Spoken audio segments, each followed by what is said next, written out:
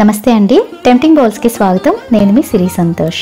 ఈరోజు దేవీ నవరాత్రుల ప్రత్యేక నైవేద్యాల్లో ఒకటి కదంబం చేయబోతున్నానండి. దీన్నే శాఖాన్నం అని కూడా అనొచ్చు. ఇది కొంచెం బెసిబెళ్ళాబాత్కి సిమిలర్ గానే ఉంటుంది, కానీ ఇందులో ఉల్లి వెల్లుల్లి వేయరు. అన్ని రకాల కూరగాయలతో చేసే ఈ కదంబం చాలా రుచిగా ఉంటుందండి. చేయటం కూడా చాలా సింపుల్. దీనికోసం ఒక ప్రెషర్ కుక్కర్ తీసుకొని ఇందులో ఈ కప్పుతో 1 కప్పు బియ్యం తీసుకుంటున్నాను. అలాగే ఇదే కప్పుతో ఒక 1/2 కప్పు వరకు కందిపప్పు తీసుకోవాలి. ఈ కందిపప్పుతో పాటు 1 టేబుల్ స్పూన్ ఎర్ర కందిపప్పు, 1 టేబుల్ స్పూన్ పెసరపప్పు, 1 టేబుల్ స్పూన్ పచ్చిశనగపప్పు. ఈ మొత్తం పప్పులన్నీ కలిపి 1/4 కప్పు అయితే సరిపోతుందండి. ఈ పప్పును కూడా బియ్యంలో వేసేసి 2-3 సార్లు శుభ్రంగా కడిగేసిన తర్వాత ఇందులో 1కి 2 చొప్పున 4 కప్పుల నీళ్లు పోస్తున్నాను. 1/4 కప్పు నీళ్లు ఎక్స్ట్రానే పోస్తున్నానండి. ఇలా నీళ్లు పోసిన తర్వాత ఒక 15 నిమిషాలలా మూత పెట్టి పక్కన పెట్టేసేయాలి. ఈలోపు బియ్యము పప్పులన్నీ కూడా చక్కగా నానతాయన్నమాట. ఈలోపు ఒక మీడియం సైజ్ నిమ్మకాయ అంతా చింతపండును తీసుకొని ఈ చింతపండును కూడా 2-3 సార్లు శుభ్రంగా కడిగేసిన తర్వాత మునిగే వరకు నీళ్లు పోసి పక్కన పెట్టేసేయాలి. మనం కూరగాయలని కట్ చేసి పెట్టుకునే లోపు ఈ బియ్యము, కందిపప్పు, చింతపండు అన్ని చక్కగా నానిపోయి ఉంటాయి. అన్ని రకాల కూరగాయ ముక్కల్ని ఉడికించడానికి ఇలాంటి ఒక మందపాటి గిన్నె తీసుకొని అడుగున 1 లీటర్ నీళ్లు పోసి ఇందులో కొన్ని దోసకాయ ముక్కలు, కొన్ని ముల్లంగి ముక్కలు, కొన్ని చిక్కుళ్ళు, అలాగే కొన్ని గోరు చిక్కుళ్ళు కూడా వేస్తున్నాను.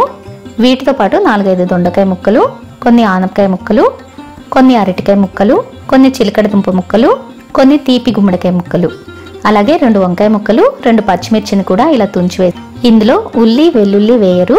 అలాగే tomato, potato, carrot, French beans, cabbage, cauliflower లాంటి వెజిటబుల్స్ కూడా వేయరనమాట. కావాలంటే మునక్కాయ కూడా వేసుకోవచ్చు. నా దగ్గర అవైలబుల్గా లేదు కాబట్టి నేను వేయలేదండి. మీ దగ్గర ఉంటే మునక్కాయ కూడా వేసుకోవచ్చు. ఇందులో 1/2 టీ స్పూన్ పసుపు, 2 టీ స్పూన్ల సాల్ట్ వేస్తున్నాను.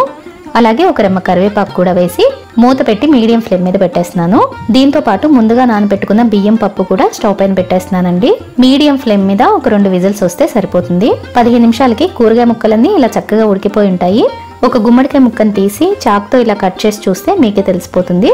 చూసారా, సాఫ్ట్ గా కట్ అయింది కదా. సో కూరగాయ ముక్కలన్నీ కూడా చక్కగా ఉడికిపోయినాయి.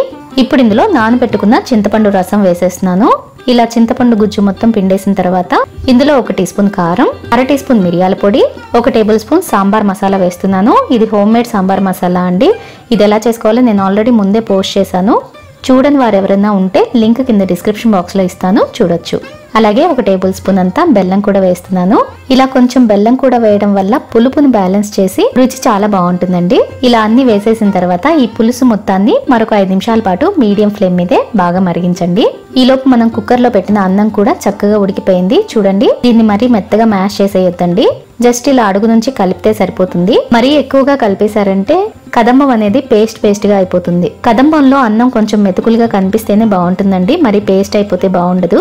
సో జస్ట్ ఒకసారి అలా కలిపేసి పప్పుతో ఉడికిన ఈ అన్నాన్ని కూడా పులుసులో వేసేసేయాలి. వేసేసిన తర్వాత అడుగు నుంచి మొత్తం ఇలా బాగా కలిపేసి మూత పెట్టి సిమ్మర్ లో మరొక 5 నిమిషాల పాటు ఉడికిస్తే సరిపోతుందండి. ఈలోపు తాలింపు పెట్టేసుకోవచ్చు. తాలింపు కోసం 2 టేబుల్ స్పూన్ల నూనె వేడి చేసుకుని ఇందులో 1 టీ స్పూన్ ఆవాలు, 1/2 టీ స్పూన్ జీలకర్ర, 1/2 టీ స్పూన్ మెంతులు, 2 ఎండుమిరపకాయలు, 1 రెమ్మ కరివేపాకు, 1/2 టీ స్పూన్ ఇంగువ కూడా వేసి తాలింపు మొత్తం ఇలా చక్కగా వేగిపోయిన తర్వాత ఈ వేడివేడి తాలింపుని సిమ్మర్ లో పెట్టి ఉడికిస్తున్న కదంబంలో వేసేసి వెంటనే మూత పెట్టేసేయాలి. ఇలా వెంటనే మూత పెట్టేసేయడం వల్ల తాలింపులోని ఫ్లేవర్స్ అన్ని కూడా కదంబానికి చక్కగా పడతాయి అన్నమాట. 1 నిమిషం అలా మూత పెట్టి ఉంచిన తర్వాత మూత తీసి అడుగు నుంచి మొత్తం ఇలా బాగా కలిపేస్తే అమ్మవారికి ఎంతో ప్రీతికరమైనటువంటి కదంబం తయారైపోయినట్టే. స్టవ్ పైన ఉన్నప్పుడు కదంబం కన్సిస్టెన్సీ ఇలా ఉండాలండి. అంటే ఇలా కొంచెం పల్చగానే ఉండాలి. ఇలా కొంచెం పల్చగా ఉంటేనే దీన్ని స్టవ్ మీద నుంచి దించి కొంచెం చల్లారిన తర్వాత ఇంకొంచెం దగ్గర పడుతుంది అనమాట. అప్పుడు కరెక్ట్ కన్సిస్టెన్సీకి వస్తుంది. స్టవ్ మీద ఉన్నప్పుడే కన్సిస్టెన్సీ గట్టిగా ఉంటే దించి చల్లారిన తర్వాత ఇంకా గట్టిగా అయిపోతుంది అనమాట. సో స్టవ్ మీద నుంచి దించే టైంలోనే కన్సిస్టెన్సీ ఇలా కొంచెం పల్చగా ఉండేలాగా చూసుకోండి. ఒకవేళ గట్టిగా ఉందంటే కనుక కొంచెం వేడి నీళ్ళు పోసుకొని కన్సిస్టెన్సీని అడ్జస్ట్ చేసుకోవచ్చు.